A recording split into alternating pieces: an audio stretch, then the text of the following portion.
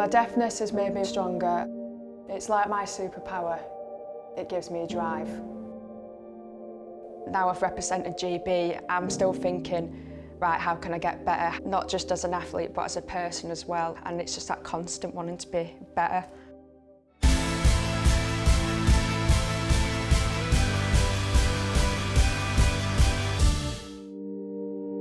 Jodie's our first child.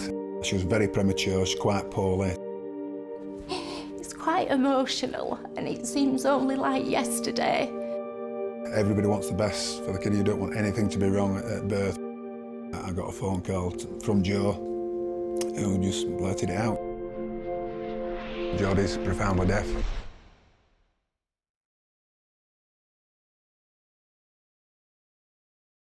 And I remember looking in Jodie's eyes and thinking, she's in a silent world, and we weren't even aware of that. And we're gutted. I think once you realise that, yeah, you have a disabled child, you then start to think, can we do those things in life that everybody else does? And yes, you can. It's never held us back as parents doing all the exact same things. If anything, we did more things with her. She was one of the youngest to be implanted at 14 months old. When it got switched on, her little eyes widened and she did like a little nod like this. And it was the most amazing, emotional moment. And that was the first time, the very first time she heard sound. My family are the whole reason why I am who I am. They're my absolute rock. I think I've just learnt to use it to my advantage, because there was a lot of years going through school, sometimes questioning why me, why am I deaf, why am I different to other people? The struggles and the isolation that come from it, it's part of me, it's who I am, and if I can use it to my advantage, then why not? And the more I gained confidence and learned to embrace it and feel proud, so much has come off from that. It's your mindset, and it's literally how you see everything in life, it's how it turns out. She's always had that little glint in her eye, that little determined drive. She was really young, probably 2.5 years old. At that time, I was doing an event called the World Coal Carrying Championships, a typical Yorkshire event. She'd always been brought up seeing him training doing this, with a big sack of coal on his back, running up the lane. We came home and she'd been and got changed. She put a little lycra suit on, a little swimming suit with leggings and a woolly hat. And she found this bag of carrots, put it on her shoulders, and she started running round this dining room table. She went round and round and round. On and on and on. I think she wanted to impress me that she could run so fast and so far. And that was the first time that both myself and Phil thought, she's something special, and she's got something, she's got that little determination. Someone telling me that I can't do it makes me want to do it even more. I think you're supposed to be in 5 to compete, but Jodie was determined she wanted to have a go, and she turned up and used to have smaller sacks, and she won quite easily. And then I think she did it every year. I think she won five years in a row. My biggest fear is just letting people down. So I'm always wanting to please people, always wanting to be a good person. My dad's very competitive, into his sports, but my mum is just literally the nicest person. Without sounding biased, she's just so caring, she's so passionate and driven in life, and I feel like I can only just take that away from her because it's so contagious. You just want to be like, yeah, I want to be like my mum, I want to be that good person in life. I took everything too seriously. Like, this is sports day. What was I like on sports day? Yes. I literally acted like it were Olympic final or something. Yeah, you did. And you were against all lads on sports day. And didn't you win 3 races there? Yeah. You were so proud of your little stickers. I love getting stuck in. I look for contact. I love contact.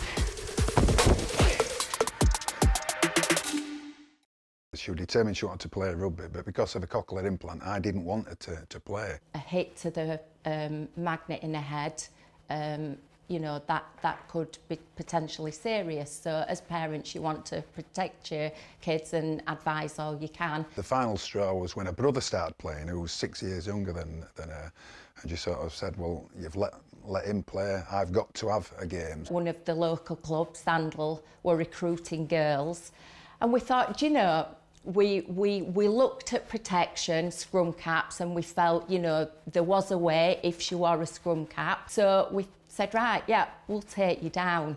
In my head, I thought I'd let her do a session, maybe a game, and she wouldn't like it, and that'd be the end of it, get it out of her system.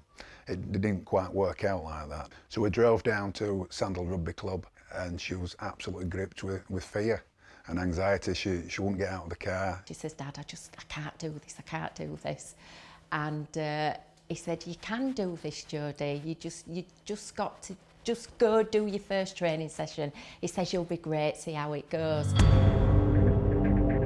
I thought, can I even do this as a deaf person?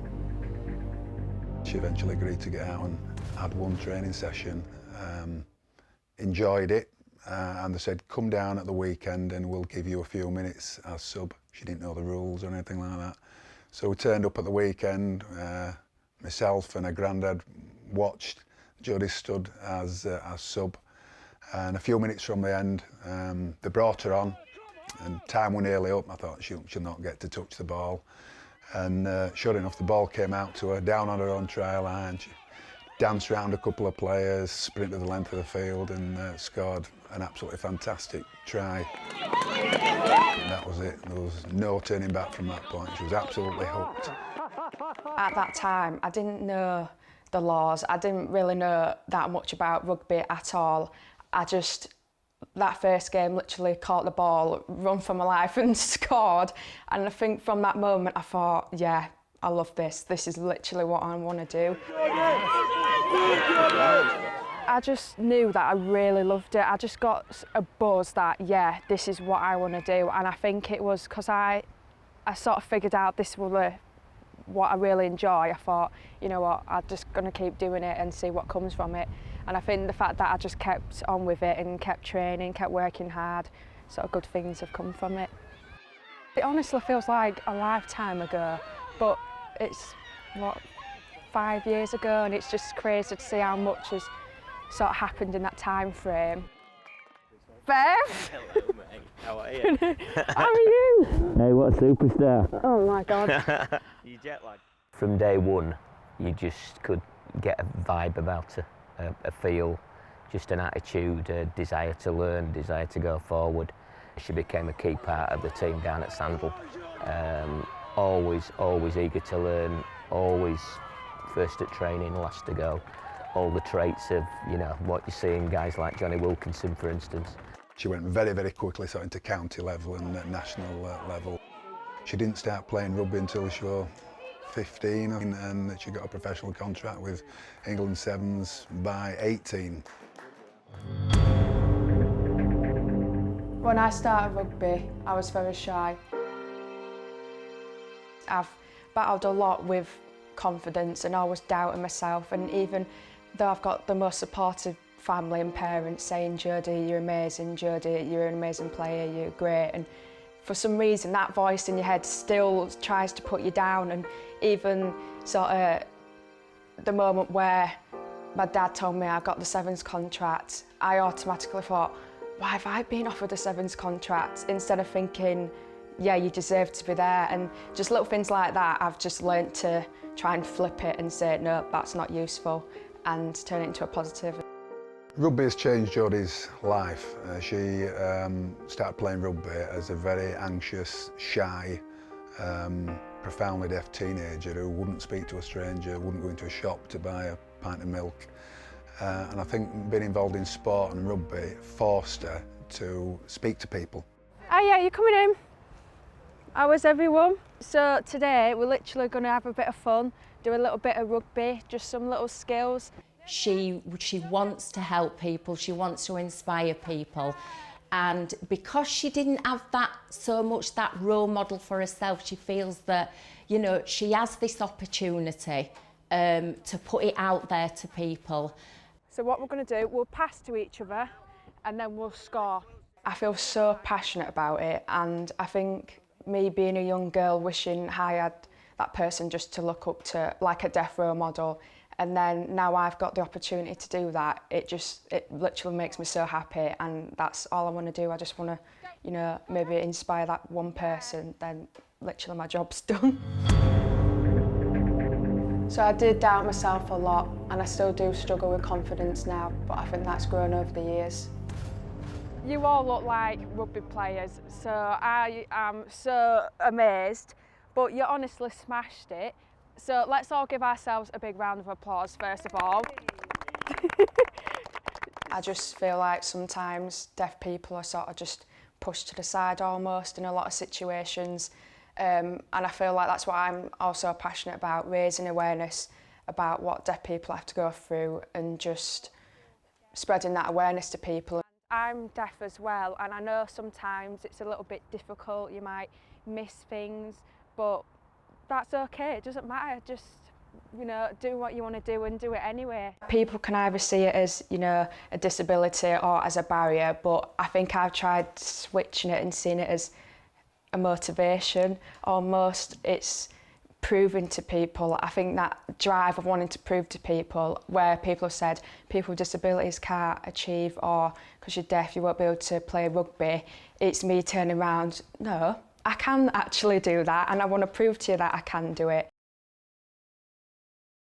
Right now I can't hear anything because I haven't got my cochlear implant on, so I can't hear my own voice. I can just feel vibrations in my throat of what I'm gonna say, and I don't know how high or low I'm speaking, so I feel like sometimes my voice is a bit flat almost.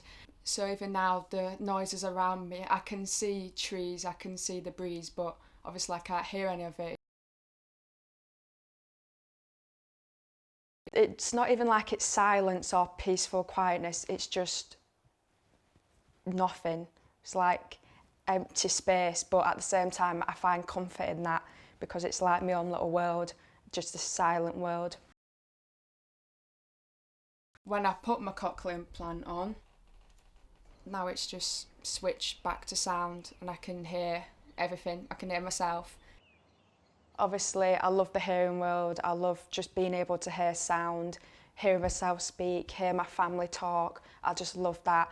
But I also love just taking it off and just being at calm with myself and just being in that silent world as well. She's changed as a person since she started playing rugby, and as a profoundly deaf person she doesn't like speaking to people she doesn't know. She struggles lip reading people that she's not used to the voice pattern. When I went into the Sevens programme, it's quite funny because at the beginning it was almost an elephant in the room, and everyone knew that I was a deaf person coming into the programme, but people were almost afraid to ask me about it, and we actually did like little presentations on ourselves just to bond with the team. So I sort of brought my deafness up in that and just explained a little bit about my journey, and from there it was like a flick of a switch. Everyone was asking me questions and really came on board on wanting how they could support me as a deaf person. Jodie Ounsley, still the hits keep coming. When I get the ball, I just think about smashing through people and just scoring the try. I don't know, literally some urge comes across me, like some passion, like I want to get through this line and score a try. And the same with like tackling, the thought of me having to tackle someone just makes me so excited, like me just running into someone. I don't know why that's so satisfying, it's just, yeah. Back into Jodie Ounsley. Ounsley is a terrific runner. Ounsley looks up and sees the try line. She goes the distance for Great Britain. Well, my ultimate dream is to compete at the Olympics. That's all I've ever wanted to do. I've absolutely no doubt she will get there. She'll ensure that she gets there, whether it's next time or the time after. Now I've represented GB, I'm still thinking, right, how can I get better? How can I get to the Olympics? So I think for me it's always wanting to get better, not just as an athlete but as a person as well. So how can I help someone here? What can I do here? And it's just that constant wanting to be better.